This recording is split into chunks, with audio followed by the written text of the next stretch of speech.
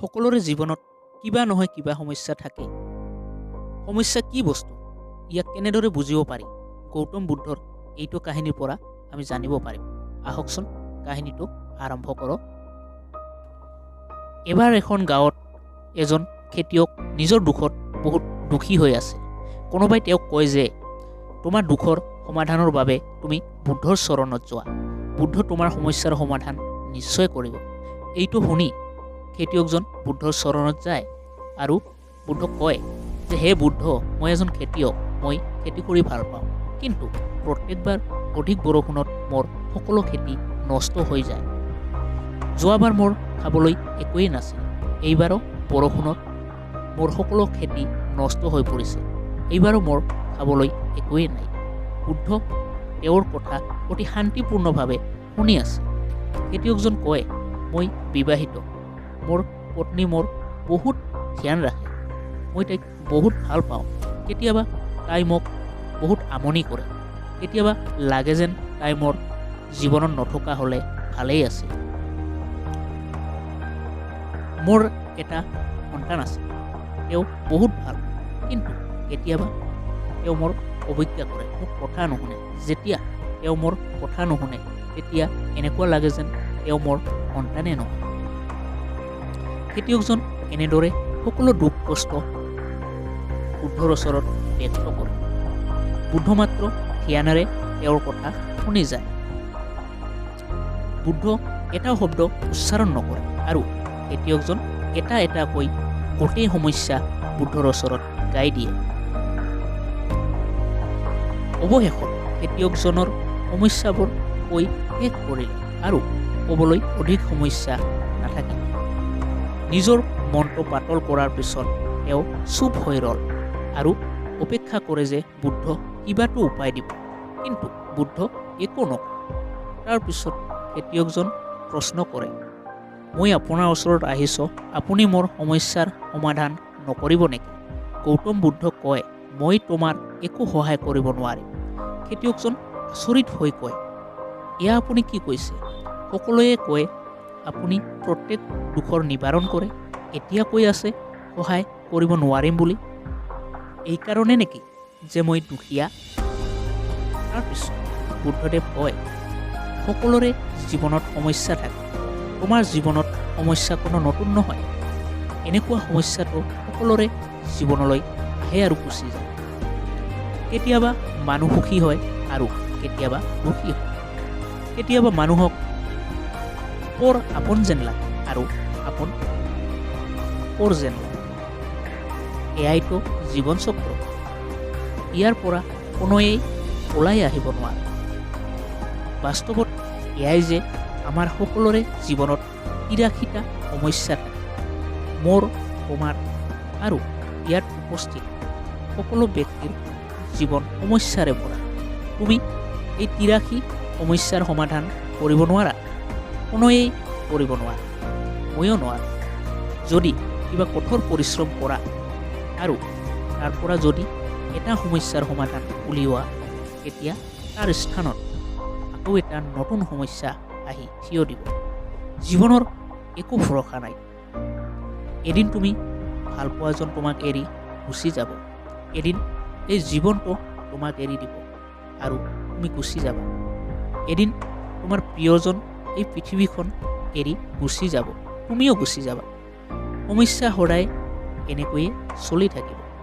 আজিও তেনেকুৱাই সমস্যা আছে, যেনেকৈ শ শ বছৰ আগতে আছিল বা হাজাৰ বছৰ আগতে আছিল।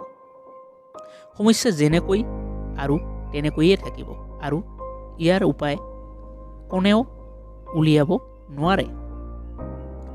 খেতিয়কজনৰ খং উঠি যায় আৰু কয়, সকলোৱে কয় আপুনি এজন মহাত্মা, মই ইয়াত এইটো আশাৰে আহিছোঁ যে আপুনি মোক অলপ সহায় কৰিব। যদি আপুনি মোৰ সমস্যাৰ সমাধান কৰিব নোৱাৰে, তেতিয়াহ'লে মোৰ ইয়াত অহা ব্যৰ্থ হ'ল। সকলোৱে মিছা কয় আপুনি সকলো সমস্যাৰ সমাধান কৰে বুলি। আপুনি দেখোন মোৰ এটা সমস্যাৰো সমাধান নকৰিলে। আপোনাতকৈ দেখোন সেই মহাত্মাজনেই ভাল আছিল। যিজন মোৰ ঘৰলৈ 2 বছৰ আগতে আহিছিল। তেওঁ মোক ইটো সিটো কৰাইছিল আৰু দান দক্ষিণা কৰাইছিল আৰু মোৰ মনটোক অপাৰ শান্তি প্ৰাপ্ত হৈছিল আৰু সেইটো সময়ৰ বাবে সুখ আহিছিল, কিছু দুখ কম হৈছিল। কিন্তু আপুনি দেখোন কোনো সমস্যাৰ সমাধান নকৰিলে, আপুনি দেখোন চিধা চিধি মানা কৰি দিলে। বুদ্ধ কয়, সেইবোৰ কৰি তোমাৰ সকলো দুখ সমাপ্ত হৈছেনে? তুমি আগতকৈ অধিক দুখত পৰা নাইনে? এই দুখ কেতিয়াও সমাপ্ত নহয়। খেতিয়কজন কয়, তেতিয়াহ'লে মই এইটো মানি ল'ম নেকি যে আপুনি মোৰ একো সহায় কৰিব নোৱাৰে? যদি আপুনি এই সৰু সৰু সমস্যাৰ সমাধান বিচাৰি উলিয়াব নোৱাৰে, তেতিয়াহ'লে আপোনাৰ শিক্ষা কি কামৰ? গৌতম বুদ্ধ কয়, মই তোমাৰ 83 সমস্যাৰ সমাধানটো কৰিব নোৱাৰিম, কিন্তু মই তোমাৰ 84 সমস্যাৰ সমাধান কৰিব পাৰিম। খেতিয়কজন কয়, 84 সমস্যা? এইটোনো আকৌ কোনটো সমস্যা? গৌতম বুদ্ধ কয়, সেইটো সমস্যা হ'ল তুমি এইটো নিবিচাৰা যে তোমাৰ জীৱনত কিবা সমস্যা হওক। এইটো সমস্যাৰ কাৰণে সকলো সমস্যাৰ জন্ম হৈছে। যদি তুমি এইটো স্বীকাৰ কৰি লোৱা যে জীৱনত সমস্যা হৈয়ে থাকিব, সকলোৰে জীৱনত কিবা নহয় কিবা সমস্যা থাকে, তুমি ভাবা যে তুমিয়েই সকলোতকৈ বেছি দুখী, তোমাৰ দৰে দুখী কোনো নাই। নিজৰ চাৰিওফালে এবাৰ চোৱাচোন, তেওঁলোক তোমাতকৈ কম দুখী নে? তোমাক তোমাৰ দুখ অধিক যেন লাগে আৰু তোমাৰ ওচৰৰ সকলো লোকৰ নিজৰ দুখ অধিক যেন লাগে। এই পৃথিৱীত প্ৰত্যেক ব্যক্তিৰ নিজৰ দুখ অধিক যেন লাগে। সমস্যা ডাঙৰ বা সৰুৱে হওক, যিজনৰ লগত ঘটি থাকে তেওঁৰ কাৰণে সেইটো সমস্যা সদায় ডাঙৰ হয়।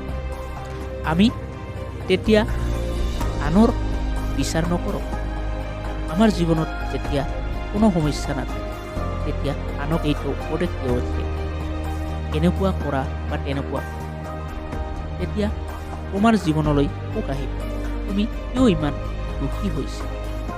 দুখ আহিব আৰু যাব, কিন্তু যেতিয়া আমাৰ জীৱনত সেইটো ঘটনা ঘটে, তেতিয়া এইবোৰ কথা বুজি নাপাওঁ, কেৱল নিজৰ দুখত দুখী হৈ থাকে।